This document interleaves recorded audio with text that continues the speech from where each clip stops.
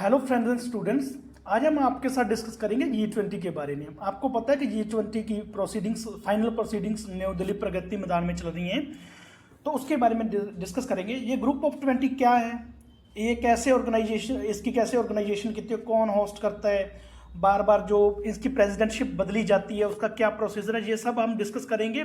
इसकी हम इंट्रो देखेंगे, हिस्ट्री देखेंगे, ये कब एस्टेब्लिश किया गया, कब ये ग्रुप बनाया गया था, इसके ऑब्जेक्टिव्स क्या क्या हैं और इसकी वर्किंग क्या है ग्रुप ऑफ 20 की, और इसकी प्रेसिडेंसी जो कैसे निर्धारित होती है। जैसे कि आपको पता है कि इंडिया आजकल इसका प्रेसिडेंट है, इसकी प्रेसिडेंसी इंडिया के पास है, और इसकी ये प्रेसिडेंसी निर्धारित कैसे होती है, इसकी रिस्पॉन्सिबिलिटी क्या होती है, अगर कोई प्रेसिडेंट बनती है कंट्री उसकी रिस्पॉन्सिबिलिटी क्या होती है, फिर वर्किंग स्ट्रक्चर क्या होता है इसका। और जो अब G20 चल रहा है प्रगति मैदान न्यू दिल्ली में, उस पर वहाँ पे क्या क्या हो रहा है, हैपनिंग्स एट G20, ये सब हम डिस्कस करेंगे इस वीडियो में। प्रगति मैदान न्यू दिल्ली में ये ऑर्गेनाइज किया जा रहा है। 9 से 10 सितंबर 2023 को ऑर्गेनाइज किया जाएगा, आज और कल ऑर्गेनाइज किया जाएगा, ठीक है। और इंडिया का ये कल्मिनेशन होगा। इंडिया के एक साल में इंडिया ने जितनी भी मीटिंग्स की हैं, जितनी वर्किंग ग्रुप्स की मीटिंग हुई है, डिफरेंट जगह पे हुई है, उस सबको डिस्कस किया जाएगा। फाइनल इसकी जो सबमिशन होगी G20 की, वो प्रगति मैदान में ही होंगी। फिर G20 है क्या, ये ग्रुप क्या है, इसमें टोटल 19 कंट्रीज हैं और एक यूरोपियन यूनियन है, एक यूनियन है इसमें। जैसे इसमें अर्जेंटीना है as a country, Australia, Brazil, Canada, China, France, Germany, India, Indonesia, Italy, Japan, Republic of Korea, Mexico, Russia, Saudi Arabia, South Africa, Turkey, the United Kingdom और यूनाइटेड स्टेट, और एक यूनियन है जिसको यूरोपियन यूनियन बोलते हैं। तो कुल countries तो इसमें 9 है, एक यूरोपियन यूनियन है, और क्योंकि European union group of countries है तो टोटल ये 19 कंट्रीज हैं और एक यूरोपियन यूनियन है इसमें, तो ये 20 हो जाए। इसी को हम ग्रुप ऑफ 20 बोलते हैं, ठीक है। G20 रिप्रेजेंट करता है ग्लोबल जीडीपी का, ग्रॉस डोमेस्टिक प्रोडक्ट का 85%, और ग्लोबल ट्रेड का रिप्रेजेंट करता है 75%। और जे वर्ल्ड की लगभग 67% पॉपुलेशन को एक होम प्रोवाइड करता है। मतलब इसका कहने का मतलब ये हुआ कि वर्ल्ड की जो 67% पॉपुलेशन है वो G20 कंट्रीज में रहती है।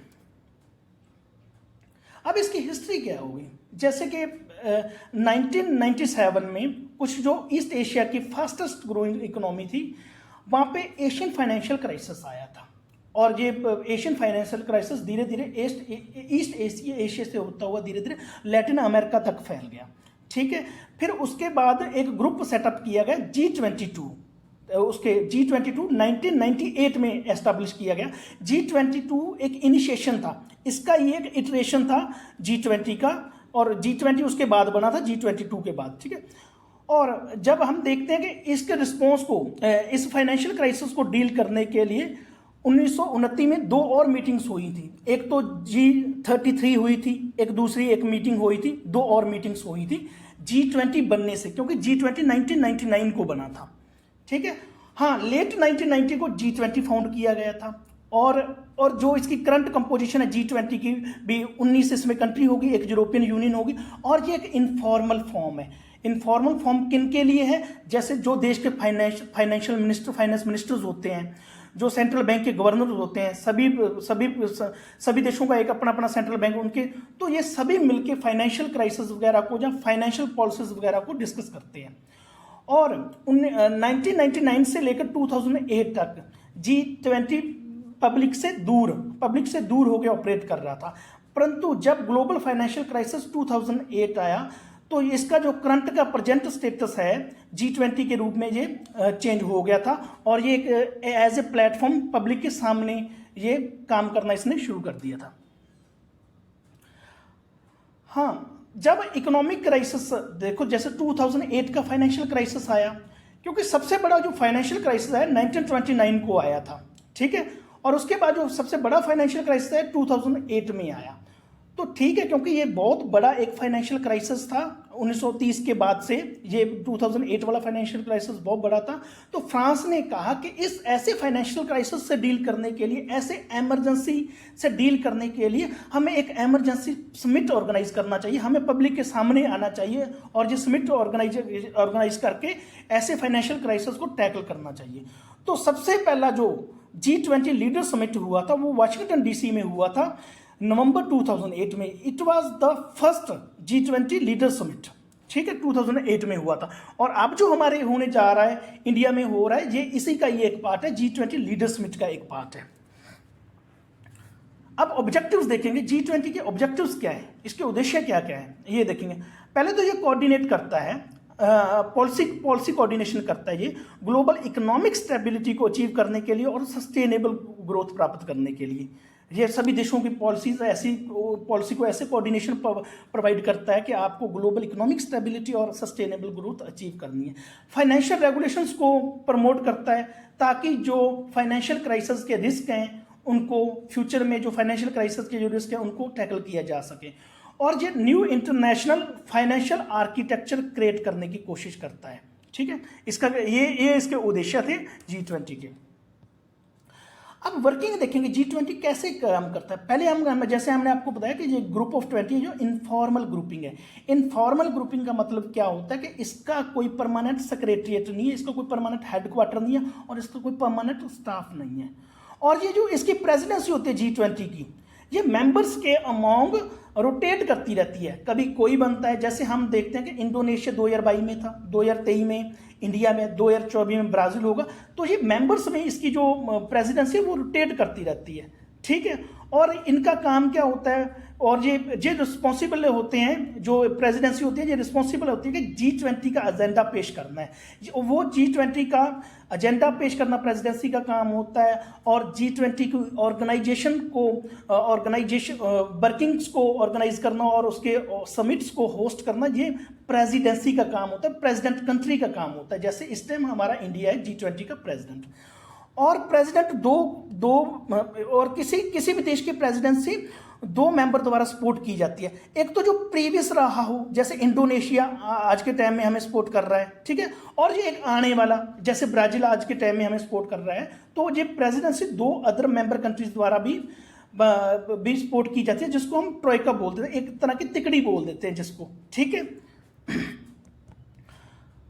और इंडिया ने कब से प्रेसिडेंसी ली है G20 की? 1 दिसंबर 2022 से। और ये कब तक चलेगी? 30 नवंबर 2023 तक चलेगी। हाँ, तो इसके ट्रोइका में, इसकी तिकड़ी में कौन कौन सी कंट्रीज हैं? इंडोनेशिया, क्योंकि इंडोनेशिया ने 2022 में ऑर्गेनाइज किया था, होस्ट किया था इसको G20 को। और ब्राजील 2024 में करेगा, ठीक है। इसकी तिकड़ी में 2 कंट्रीज और हैं। और G20 एक इनफॉर्मल एक ग्रुप इसीलिए भी कहा जा सकता है कि इसके जो डिसीजन होते हैं, चाहे वो इंपॉर्टेंट होते हैं, पर वो ऑटोमेटिकली इंप्लीमेंट नहीं किए जाते हैं। क्योंकि ये एक ऐसा फॉर्म है, यहाँ पे लीडर आते हैं, सभी G20 के लीडर आते हैं, G20 कंट्रीज के लीडर आते हैं। वो वेरियस इश्यूज को डिस्कस करते हैं, उन पे डिस्कशन चलती है और उन पे प्रोनाउंसमेंट्स होती हैं, उस पर घोषणाएं होती हैं। फिर वो अपनी घोषणाओं में ही अपने इंटेंशंस, अपने इरादे को बताते हैं, ठीक है, कि हम ऐसा करेंगे, हम क्लाइमेट चेंज को रोकने के लिए ये करेंगे, हम इंटरनेशनल कोऑपरेशन को बनाने के लिए हम ऐसा करेंगे, हम कोई वार रोकने के लिए ये करेंगे। तो ये उन इंटेंशंस को फर्दर वो कंट्री जो होती हैं वो जाके अपने देश में इंप्लीमेंट करती हैं। या कई बार कोई इंटरनेशनल ऑर्गेनाइजेशंस होती हैं, जैसे वर्ल्ड ट्रेड ऑर्गेनाइजेशन हो गई, ये भी ऐसे इनके इंटेंशंस को, इनकी प्रोनाउंसमेंट्स को इंप्लीमेंट करने में सहायता प्रदान करते हैं। अब प्रेसिडेंसी का डिटर्मिनेशन कैसे होता है, कैसे किसी कंट्री की प्रेसिडेंटशिप डिटरमिन होती है, निर्धारित होती है, ये हम डिस्कस करेंगे। हाँ, जैसा कि हमने आपको बताया कि इसकी प्रेसिडेंसी रोटेट होती रहती है G20 की। और जो G20 के मेंबर हैं उनको 5 ग्रुप्स में बांटा गया। देखो, इसमें यूरोपियन यूनियन नहीं होगा, इससे जो G20 की मेंबर कंट्री हैं उनको 5 ग्रुप में बांटा गया, ठीक है। और हर कंट्री जब उस ग्रुप की, किसी एक ग्रुप की जब टर्न आती है, हर कंट्री उस ग्रुप में प्रेसिडेंट के लिए एलिजिबल होती है, प्रेसिडेंट बनने के लिए एलिजिबल होती है। पर क्या होता है कि जैसे एक ग्रुप में रशिया, साउथ अफ्रीका, ग्रुप 2 में रशिया, साउथ अफ्रीका और तुर्की ए हैं। तो ये आपस में डिसाइड कर लेते हैं चारों कंट्री मिलके कि हम में से कौन बनेगा, ठीक है। ऐसा डिसाइड करके, जैसे रशिया, साउथ अफ्रीका और तुर्की ए ने कहा होगा कि इंडिया को इस बार 2023 में प्रेसिडेंटशिप देनी है, तो ये डिसाइड कर लेते हैं। तो फिर वही कंट्री जिसको ये डिसाइड करके बोलते हैं, क्योंकि इनके ग्रुप की टर्न थी, ग्रुप 2 की टर्न थी, बोलते हैं कि अब इंडिया 2023 में इसका प्रेसिडेंट बनेगा। अब अब प्रेसिडेंसी की रिस्पॉन्सिबिलिटी क्या होती है, इसकी क्या जिम्मेवारी होती है? जो कंट्री होस्ट कर रहा है, प्रेसिडेंट है G20 का, उसकी सबसे बड़ी जिम्मेदारी होती है कि वो G20 का उस साल के लिए एजेंडा तय करेगा, और वो एजेंडा तय करेगा जो उस अदर मेंबर कंट्रीज हैं उनके साथ मिलकर एजेंडा तय करेगा, जितने भी G20 के अदर मेंबर कंट्रीज। और जैसे ग्लोबल डेवलपमेंट्स हो रही है, नई नई कोई डेवलपमेंट्स हो रही है, कहीं वार चल रहा है, कहीं क्लाइमेट चेंज पे कोई काम होता, इन सबको ध्यान में रख के, इन सब पर्टिनेंट इंपॉर्टेंट ग्लोबल डेवलपमेंट्स को ध्यान में रख के ही G20 का उस साल के लिए एजेंडा तय किया जाएगा with the consultation of member countries, और ये प्रेसिडेंट कंट्री द्वारा किया जाएगा। और प्रेसिडेंसी कंट्री का क्या होता है, जैसे हमारे इंडिया ने अब 1 साल से लगभग लगा हुआ इंडिया डिफरेंट मीटिंग्स ऑर्गेनाइज कर रहा है। G20 leader summit finally organise करने जा रहा है। अब जो G20 लीडर समिट है जो प्रगतिमान दिल्ली में हो रहा है 9 सितंबर और 10 सितंबर को, ये क्या होगा, इसमें जो छोटी छोटी मीटिंग्स इंडिया ने ऑलरेडी जो ऑर्गेनाइज की हैं 1 साल में लगभग, उनकी फाइनल सबमिशन यहीं पे होनी है, जो दिल्ली में फाइनल G20 लीडर समिट होने जा रहा है। और क्या है, जैसे कोई भी इन मीटिंग्स के लिए ह्यूमन रिसोर्सेज भी प्रोवाइड किए जाते हैं, मटेरियल रिसोर्सेज भी प्रोवाइड किए, कुछ अलग तरह का सामान वगैरह, लॉजिस्टिक्स वगैरह इन मीटिंग्स को, इन वर्किंग मीटिंग्स को और जो लीडर समिट को ऑर्गेनाइज करने के लिए प्रोवाइड किया जाता है, ये सारा ही प्रेसिडेंट कंट्री द्वारा किया जाता है। जैसे इस टाइम हमारा इंडिया प्रोवाइड कर रहा है ये इसकी लीडर समिट को ऑर्गेनाइज करवाने के लिए, ठीक है। फिर एक और प्रेरोगेटिव होता है प्रेसिडेंट कंट्री का, क्या होता है कि अदर गेस्ट कंट्रीज को बुलाना है। देखो ये G20 वाली कंट्री तो सभी आएंगी ही आएंगी, ठीक है। अगर हम किसी और गेस्ट कंट्रीज को बुलाना चाहते हैं, किसी और ऑर्गेनाइजेशन को बुलाना चाहते हैं G20 का, तो वो प्रेरोगेटिव किसका होगा, वो प्रेसिडेंट कंट्री का होगा। वो इस टाइम 2023 में इंडिया का होगा, वो अदर कंट्री को भी बुला सकता है, क्योंकि अगर वो अदर कंट्री अगर इसमें G20 की प्रोसीडिंग्स में भाग लेना चाहती हैं तो वो इंडिया इनवाइट कर सकता है उनको। अब वर्किंग स्ट्रक्चर क्या होता है इसका, जो ये G20 का वर्किंग स्ट्रक्चर है वो 3 मेजर ट्रैक्स पे काम करता है। 2 तो उसमें ऑफिशियल ट्रैक्स हैं और एक अनऑफिशियल ट्रैक है। जो ऑफिशियल ट्रैक हैं 2, उनका क्या है, एक तो फाइनेंस ट्रैक हो गया, एक शेरपा ट्रैक हो गया। और जो अनऑफिशियल ट्रैक होगा उसमें एंगेजमेंट ग्रुप्स होते हैं, सिविल सोसाइटीज होती है, मतलब नॉन गवर्नमेंट ऑर्गेनाइजेशन होती हैं उसमें, ठीक है। जो फाइनेंस ट्रैक होता है वो फाइनेंस मिनिस्टर द्वारा हेड किया जाता है, सेंट्रल बैंक गवर्नर्स द्वारा हेड किया जाता है। जितने G20 के कंट्रीज के फाइनेंस मिनिस्टर हैं, जितने G20 कंट्री के सेंट्रल बैंक गवर्नर्स हैं, वो इसको हेड करते हैं फाइनेंस ट्रैक को। और ये इनकी जो मीटिंग होती है, फाइनेंस ट्रैक की जो मीटिंग होती है, साल में लगभग 4 बार होती है, ठीक है। और इनका काम क्या होता है, फाइनेंस ट्रैक का काम क्या होता है, ये फिस्कल और मॉनेटरी पॉलिसी इशू पे फोकस करते हैं। अब देखेंगे हम जो शेरपा ट्रैक होता है, शेरपा ट्रैक भी आपको पता है कि ये उसका ऑफिशियल ट्रैक का पार्ट होता है। शेरपा ट्रैक होता है ये G20 के समिट 2000, मैंने आपको बताया कि G20 का लीडर समिट हुआ था, वो 2008 में ऑर्गेनाइज किया जाएगा। जो शेरपा ट्रैक भी था, शेरपा ट्रैक भी 2008 के बाद एग्जिस्टेंस में आया था। और इसको हेड कौन करता है, शेरपा। और शेरपा कौन होता है, शेरपा जैसे हमारी कंट्री के शेरपा भी अभी अमिताभ कांत हैं, वो G20 मेंबर कंट्रीज के प्रेसिडेंट या प्राइम मिनिस्टर उनको अपनी तरफ से एज ए रिप्रेजेंटेटिव भेजते हैं, ठीक है, वो शेरपा होते हैं। तो Sherpa track is headed by sherpas sent by different countries, ठीक है। और इसका अब शेरपा का क्या काम होता है, शेरपा ट्रैक का क्या काम होता है, ये सोशो इकोनॉमिक इश्यूज पर बात करते हैं। सोशो जब एग्रीकल्चर पर, एंटी करप्शन पर, climate, digital economy, education, unemployment, employment, energy, environment, health, tourism, trade and investment. तो सोशो इकोनॉमिक इश्यूज को डील करने के लिए शेरपा ट्रैक बनाया गया, जो 2008 के बाद बना था। अनऑफिशियल ट्रैक है जो, उसमें कौन कौन सा अनऑफिशियल ट्रैक में होते हैं, नॉन गवर्नमेंट पार्टिसिपेंट्स। देखो हमने देखा ऑफिशियल ट्रैक होते हैं, जो जितने भी ऑफिशियल ट्रैक्स हैं उसमें तो गवर्नमेंट के रिप्रेजेंटेटिव भेजे जाते हैं, बट जो अनऑफिशियल ट्रैक होता है उसमें नॉन गवर्नमेंट पार्टिसिपेंट्स भेजे जाते हैं, हर कंट्री से भेजे जाते हैं, और वो कई तरह के इश्यूज के साथ डील करते हैं। और ये जो दोनों ग्रुप हैं, जो फाइनेंस ग्रुप हैं, दोनों ऑफिशियल और अनऑफिशियल ग्रुप हैं, जो इनका काम क्या होता है, ये G20 लीडर्स को रिकमेंडेशंस भेजते हैं, ताकि G20 के जो लीडर हैं वो वेरियस पॉलिसी मेकिंग में ये जो होते हैं वेरियस पॉलिसी मेकिंग में उनके लिए सहायता कर सकें, ठीक है। जो ग्रुप होते हैं, जो दोनों ग्रुप हैं, जो ये रिकमेंडेशंस भेजते हैं, ये कंट्रीब्यूट करते हैं G20 लीडर्स को पॉलिसी मेकिंग प्रोसेस को तैयार करने के लिए। अब G20 हम कह रहे हैं कि लीडर समिट दिल्ली में चल रहा है। अब इस पर क्या क्या हैपनिंग्स होगी, वहां पे क्या क्या होगा। पहले तो वहां पे एक समिट चल रहा है, उस समिट का काम क्या है, वो डेक्लेरेशन तैयार करेगा। सारी जितने भी G20 कंट्रीज हैं एक डेक्लेरेशन तैयार करेंगी और उसमें जितनी भी बातें होंगी, जितनी भी कमिटमेंट्स होंगी, उसके साथ एग्री करेंगे ये सभी जाके, ठीक है। और ये एक कॉमन आउटलाइन पोजीशन निकालेंगे, जैसे कि कोई इंटरनेशनल मुद्दा है, कोई इंटरनेशनल कंफ्लिक्ट चल रही है, क्लाइमेट चेंज रिलेटेड इश्यूज है, एरियाज ऑफ फ्यूचर कोऑपरेशन है, इन पे एक अपना कॉमन स्टैंड बताएंगे कि अगर रशिया में बाहर चल रहा है, यूक्रेन का बाहर चल रहा है, उसके लिए हमारा क्या स्टैंड है, अगर कोई क्लाइमेट चेंज से रिलेटेड इशू है उसके लिए हमारा क्या, तो अपना कॉमन स्टैंड निकाल के यहाँ पे वो अपना प्रेजेंट करेंगे, ठीक है। ये हैपनिंग्स यहाँ पे होंगी।